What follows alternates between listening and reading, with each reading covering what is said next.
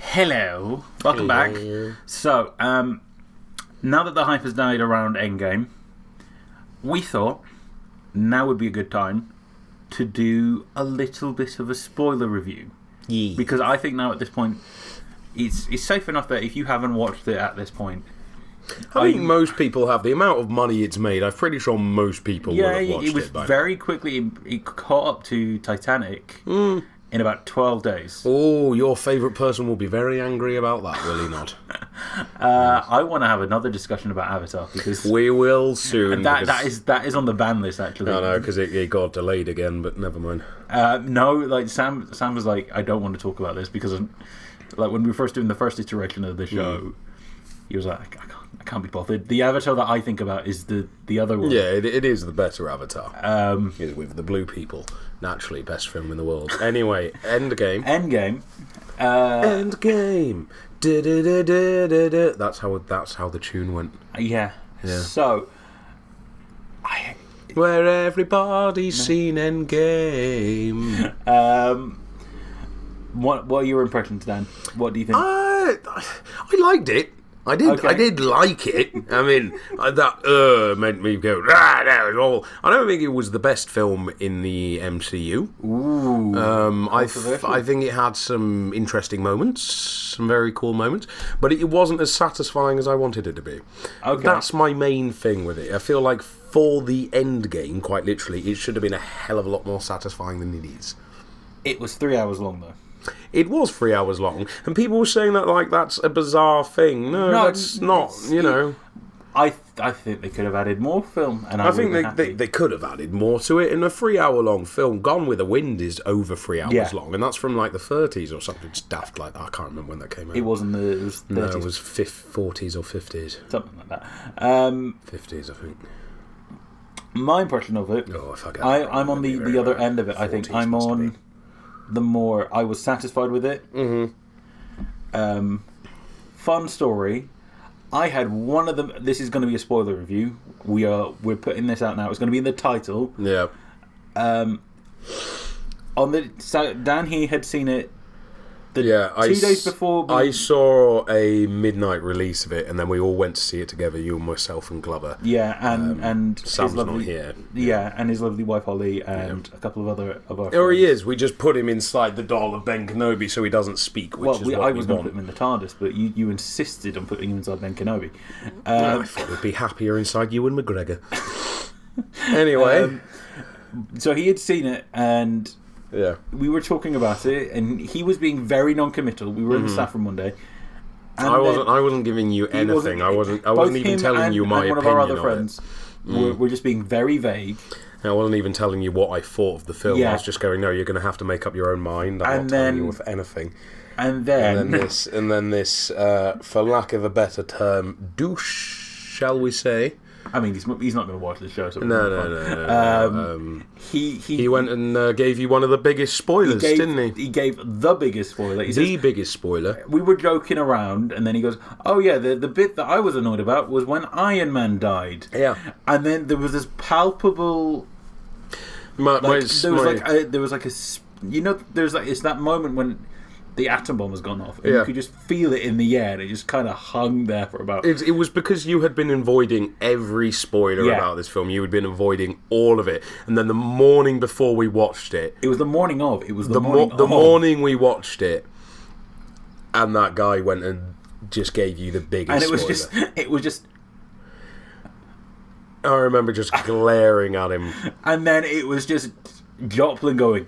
Spoilers. Yeah, and then we tried to cover it, but we didn't do very well. We did a horrible job. Yeah, we kept telling you that it was as ridiculous as the TARDIS turning up. And, you were saying like the TARDIS turns up, and then the Enterprise came in, and Darth Vader came and helped them out, and Thanos was Stan Lee all along. Yeah, and I think we should have just came up with a list of all the ones that you came up with. I know, we came up with some really good ones. One of my favourites, I think, was at the end, Stan Lee Thanos takes off his mask, and it's Stan Lee who just goes, bored now, let's start again.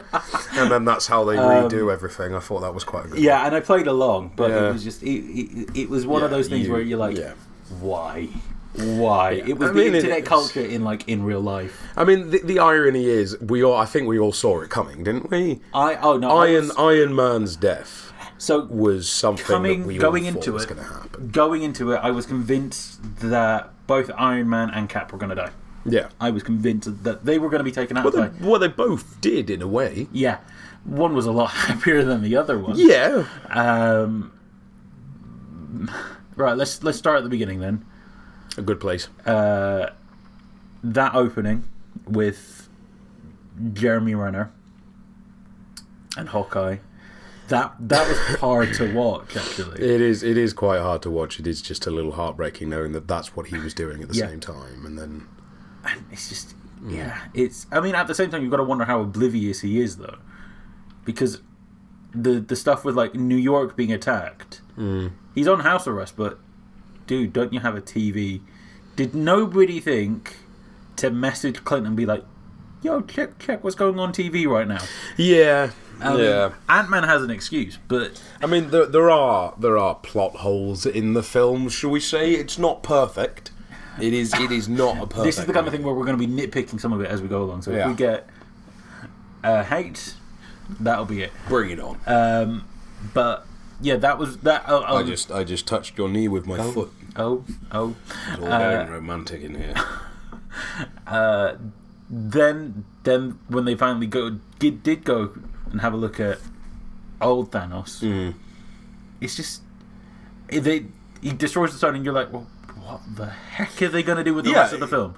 I remember you turned around to me at that point in the screening, and you went, well, that's the end of the film. I hope you had a fun time. Yeah. And I'm like, I think they should have played that off a little more, though, just for the fans. Like, we'll start rolling the credits. Not rolling the credits, but just have a prolonged blackout, perhaps.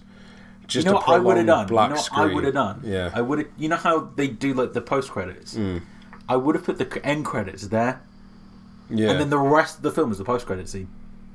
No, that would have been quite good, yeah. That would have been a twist on the old formula, I suppose. They would be like, well, you got to wait till the end of the credits now to get the rest of the film. That's an interesting little formula.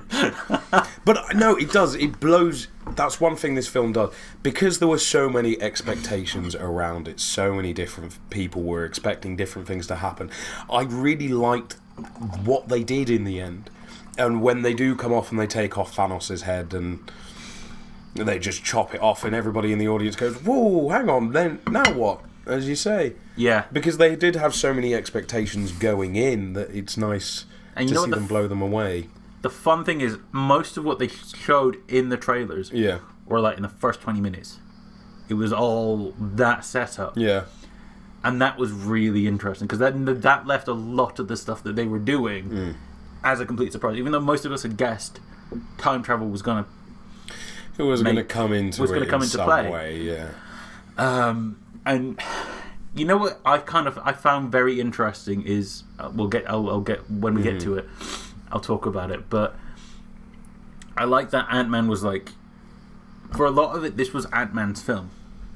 Yeah, it felt weirdly like a little bit like Ant-Man 3, didn't it? It felt like it was Cap. It was joint between Cap, Iron Man, and Ant-Man. Ant-Man was your perspective coming into it. Yeah. Cap was your main kind of character, and so was Tony. Those were your two, but Ant-Man was your perspective in. And as somebody who likes Ant-Man, I thought that was very well done. Yeah. What do we think about where some of the characters were when... let's start with the big two, Hulk and... Professor Hulk Yeah. was one of my favourite things they have ever done with the Hulk. I thought it was hilarious, I thought it was brilliant, and I couldn't ask for anything better, I don't think. The one thing that I was like, I was looking at, I was very confused through that entire first bit. And I'm like, did the Hulk just dab? Did the Hulk dab? Yeah, the Hulk dabbed. And I'm like, that's... But I feel like that's one of the things, they never lost that. They never lost the humour in any of the MCU. And I think it would be very easy for them to lose the humour. It would have been very easy for them to lose it. DC did very early on. But no, I thought Professor Hulk was a brilliant little joke. Yeah. And then it kind of worked throughout the rest of the film, but I did also want to see him Hulk out. Because let's be honest here, in terms of the Hulk in the MCU, you have the incredible moment in the first Avengers where he just turns to Cap and says, "I'm always angry," and then turns into the Hulk. And then in Ultron, the Hulk is actually a little disappointing. You don't get any, apart from the Hulk for Iron Man scene, you don't get any amazing Hulk moments. And then Ragnarok, again, you don't have an amazing Hulk transformation. The Hulk sits out the entirety of Infinity War, and then he just is in the entirety of Endgame. Well, to be fair, you do get a Hulk transformation in Ragnarok. It's just really, really horrible. Yeah. But he's still, and it was telegraphed by like a minute in advance. And you could tell it was going to happen. Yeah. I really don't, as many people know, I don't like the Ragnarok. I think it's a very... fair enough. But as much as I enjoyed Professor Hulk, that was one of the things about this film. It didn't feel satisfying enough to me. And one of the ways they could have done that is have, like at the end of Assemble, where he just does transform into the Hulk. There needed to be that epic moment of, I am now in control of this. We never saw that transition. We never saw that transition. It was just, Hulk's here, Hulk's always here, and he's never going away now. Get over it. How do you feel about Thor? What they did with Thor? Now, Fat Thor was something I have a personal connection to, as I am also very fat. Well, we both are very chubby. Yes. But no, I thought it was, again, a hilarious opening joke. But in Thor's case, he should have changed back. I have an argument against that. I also have an argument against that. Because my argument against that is in terms of if you actually look at the timing of the film, there is no physical way that a Fat Thor could ever lose the weight by the end of the film, because the whole film actually takes place in, well, over many years, I suppose, but also in about 10 minutes. Yeah. My argument for that is that we as a society are kind of hardwired to think that if you're a superhero, you've got to have the body of Captain America or whatever. You've got to be fit. And as somebody who's a little bit on the chubby side, having that representation, having somebody who is chubby still be capable and still be a badass at the end of the day, and kind of own up to that as well. Kind of like, no, this is who I am now. Yeah. It was oddly inspiring, and I've kind of turned around on how I feel about it. I don't like the comedy that they did with Thor. That was part of the reason why I don't like Ragnarok. I don't like the joke. And that's partly the reason why I don't like Guardians of the Galaxy Volume 2 as much. It's just a joke for everybody. But having chubby Thor, while initially funny, it does kind of play very well into the rest of the film, actually. It does. Like, the moment when he's talking to his mum, and his mum's like, the years haven't been kind to you, and you're like, no, they haven't. They haven't. Really haven't. And let's be honest here. Thor, I think, has gone through more than any of the other Avengers. Tony whines about it more than any of the other Avengers, but Thor has gone through a hell of a... Look at what he's had to go through, though, because he's lost his entire family, his entire lost his dad, world. his brother, his mum, his people, his best friends. Yep. All in some cases, I was thinking about it. After Infinity War, basically, he lost everything in the space of about a week. Yeah. That's a lot to take in. And it's a lot to take in, and it will do an awful lot to your mental state. So seeing Fat Thor when he first appears, I don't have a problem with it, because it does. That is a toll that it would take on a man like that. And if it's revealed because he feels he's unworthy anymore. He doesn't feel worthy of... But even though he is fat, and he just managed to still... came flying towards him. That was still a great little moment, just when he goes, I am still worthy. Yeah. How do we feel about... I mean, I think we're going to start having to jump around a little bit, because that's what they did in the film. How do we feel about the relationship between Nebula and everybody else? How do you feel about Nebula in general? I don't mind her as a character. I think she's changed a lot. She's gone on one of the biggest arcs, I think.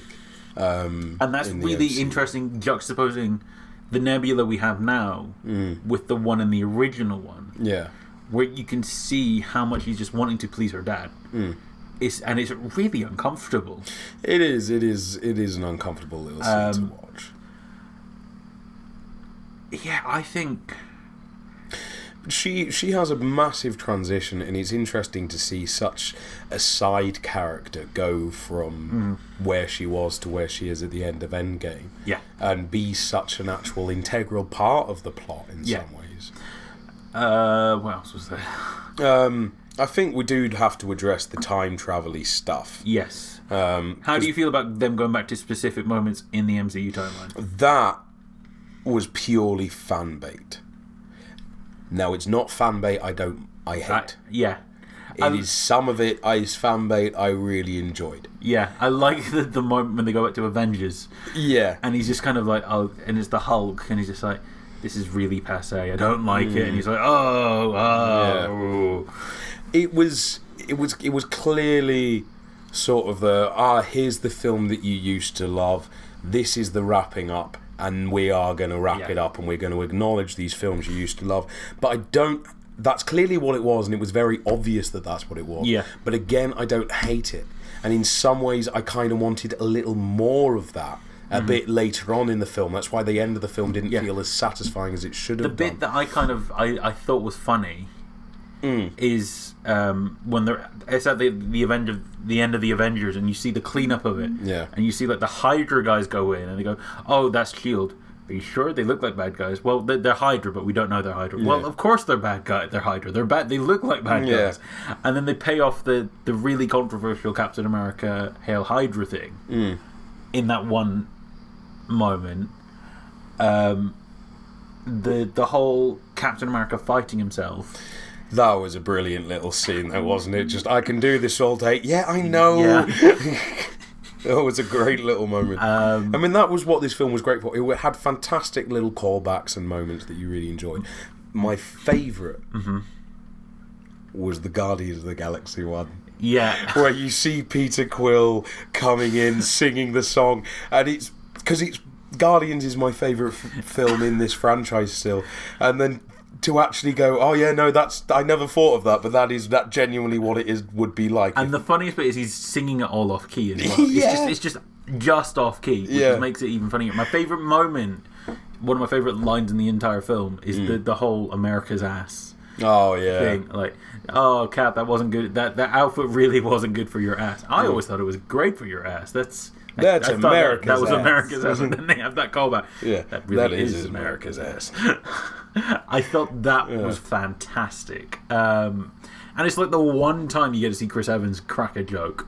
Yeah, he doesn't get to do that very often. Yeah. He's quite a lot of the time. He's like he's the person that grounds the team down. Well, he's the leader, isn't he? So. I like how they explain the time travel in this one as well. That because you've taken this one out of this moment, it's going to affect everything else, and they kind of screw everything up with that as well at the end inadvertently, because they go out of their way to put the stones back, but then if the stones aren't there at certain points, or no, if certain players are taken out of the equation, the stones aren't needed as much. Yeah. For example, the Guardians of the Galaxy, which is where Thanos comes in from that one.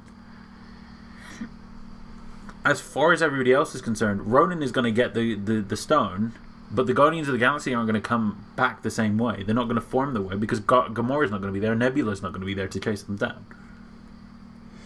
That is a giant plot hole, because then Thanos is going to be completely disappearing from the entire galaxy. Yeah. And then the way that they resolve Guardians of the Galaxy Volume 2 isn't going to be exactly the same way. Yeah, because they form that family unit. That is the problem for the past timeline, not the timeline of the films we're going to currently be watching. Yeah, but that is to me a giant plot hole. Unless they retroactively say when Tony did the snap, that was them returning to their original timeline, and it just looked like they were being dusted. But it is a bit of a... It is a bit of a plot hole, but again, I mean, I've got another big plot hole later. Not to go too far into the whole timey-wimey, wibbly-wobbly, gooshy-wooshy nush. But it's like 4 says, that's their reality, so their future is past Thanos dying, but...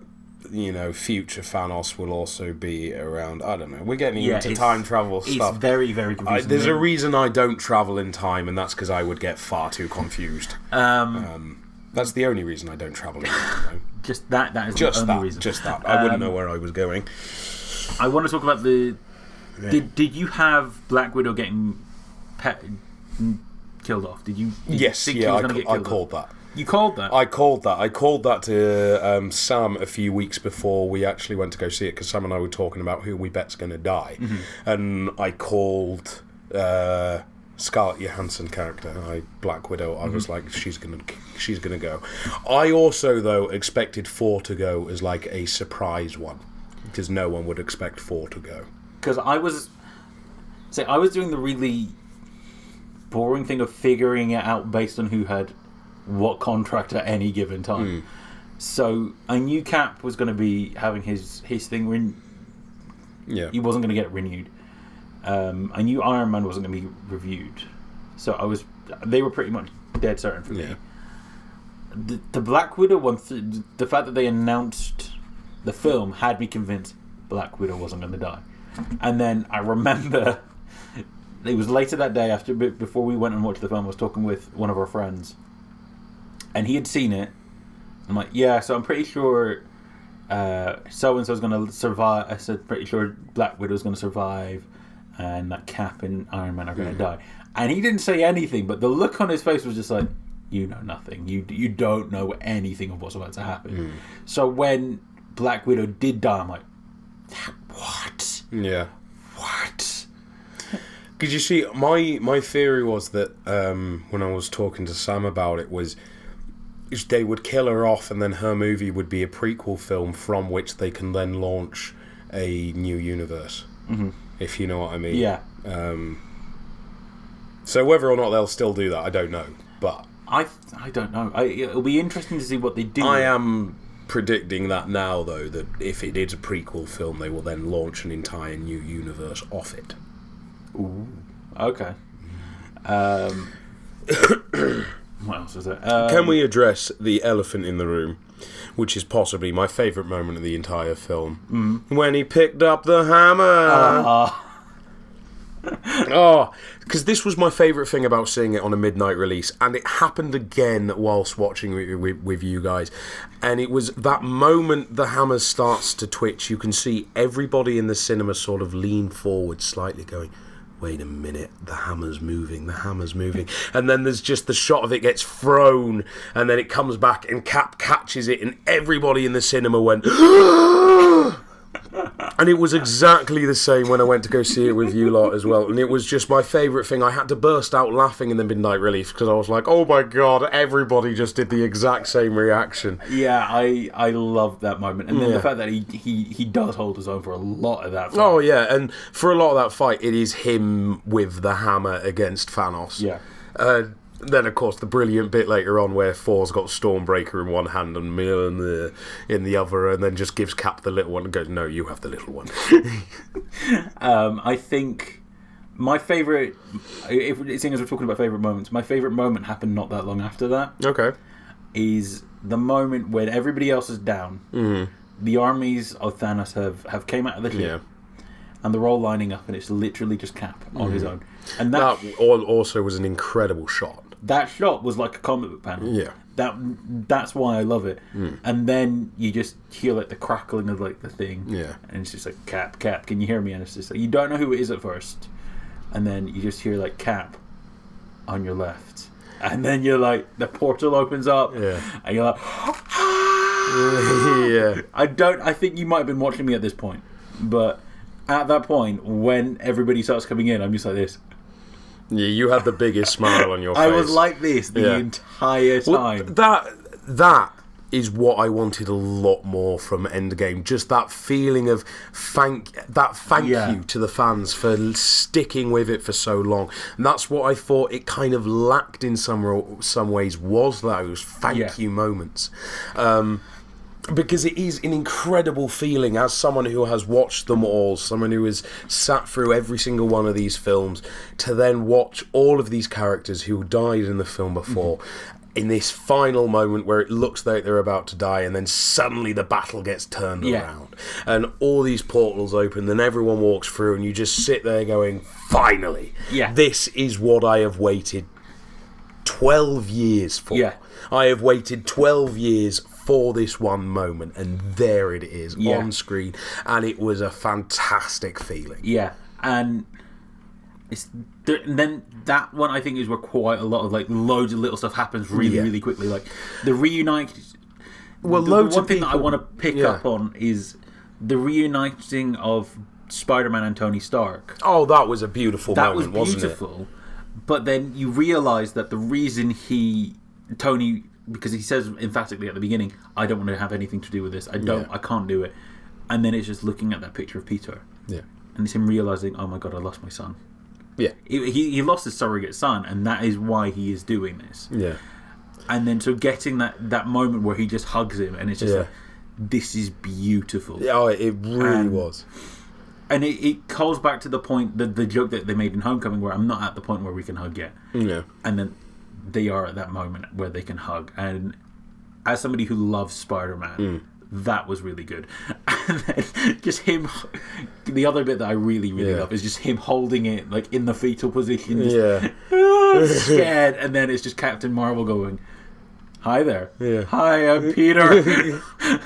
Hi, Peter. Want to give me that? Okay. And then it's like the A-Force moment where all the ladies of the Marvel Cinematic Universe. And I had that moment where I felt like a pang of sadness because like no Black Widow. I know, but she was there in spirit because she was the first of like the female superheroes, and that was just like a really nice moment. It was a great little moment. But I am Iron Man. It was a wonderful little callback. It was a wonderful callback to the start of it all and where it all began, and just that it has a double meaning now as well, because when you go back and watch that film, it's just like I am Iron Man, you're just like, oh God, it's a full circle. It's very well done. There's a lot of really good I don't think we'll have time to talk about all the moments that we really love. I don't think we could, but it would literally be about a 4-hour long video. And like half of that would just be us giggling incessantly, just giggling and gushing, and you know, I've spoken on the channel before about how I was kind of done with the MCU, but I would go see this one because I've seen them all, so I might as well watch the last one. But this one really did it for me. I didn't love it as much as I wanted to. As I say, I wanted it to be a lot more. I wanted there to be a God moment, like just a moment of that all out. There is nothing Thanos can do against everybody, but he always put up a good fight, and I suppose that's what made him a good villain, was he still at the end there managed to put up a good fight. But I still just wanted that God moment. But this film made me very happy.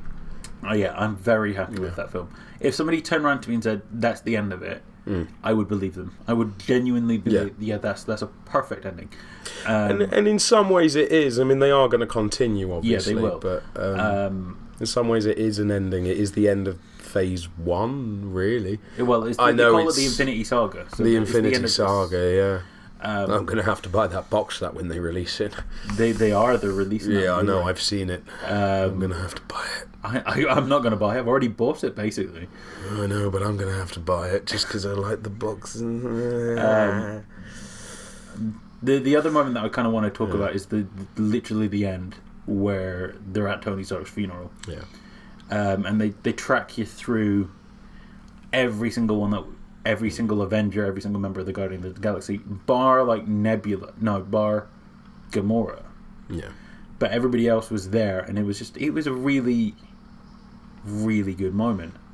And that's like the easiest paycheck for Samuel L. Jackson ever. Oh, that's the easiest paycheck he's ever got. Can you just walk into shot in one frame, please? Yeah. Perfect.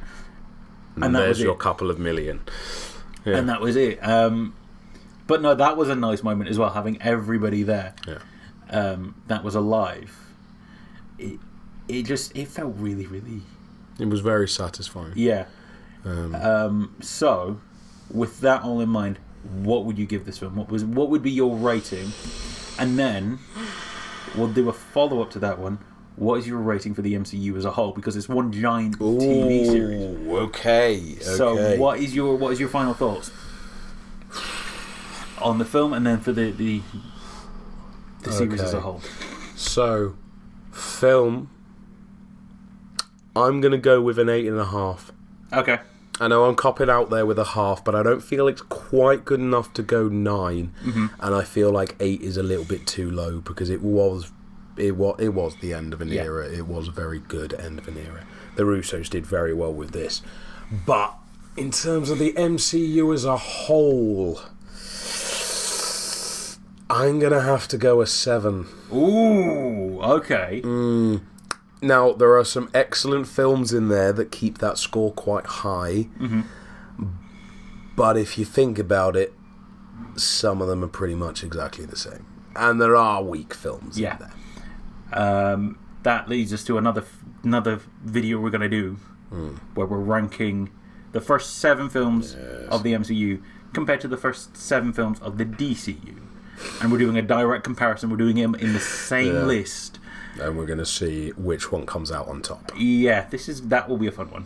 Are we doing the first ones or top? Yeah, so the number 1 is like the best one. Okay. My overall feeling for this film is I think it's a 9. And you're going to go full 9? I'm going full 9. Yep. I don't think it's a 10. No. The reason it's not a full 10 is because it's a little bit of that humour and some of the plot holes.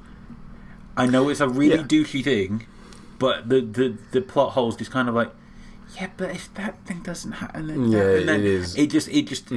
It wasn't as tight as I would have liked it. And I need like a little bit more of an explanation of why certain things happened or why they didn't happen that way. The series as a whole, I think I'm going to go a little bit higher than you. I'm going to go 8.5. Okay. Reason being, again, there are some films that I really like in the MCU. There are some that I really don't like, i.e. Thor Ragnarok. I've gotten so much hate from that from a lot of our friends. They're like, I don't see why you don't like that film. And I'm like, I can't. I just... Well, fair enough, Iron Man 2, I don't... And Iron Man 3 are like not great films. Yeah. But... As I say, it does have weak ones in it. Doctor Strange for me. Yeah. So, write down in the comment section what you think. What did we get right? What did you get wrong? Yeah. What were your favourite moments in the film? Like, share, comment, subscribe, all of those lovely things. And don't forget Disneyland.